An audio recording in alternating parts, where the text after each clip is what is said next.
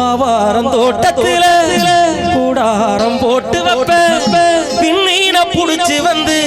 விளக்காய ஏத்தி வைப்பேன் உன்னோட உறக்கத்துல கனவாக நான் வருவேன் கண்ணத்துல முத்தம் தந்து காதோரம் பேசிடு என்ன நம்ம சொல்ல நினைச்சேன் கொஞ்சம் தான் சொல்லி முடிச்சேன்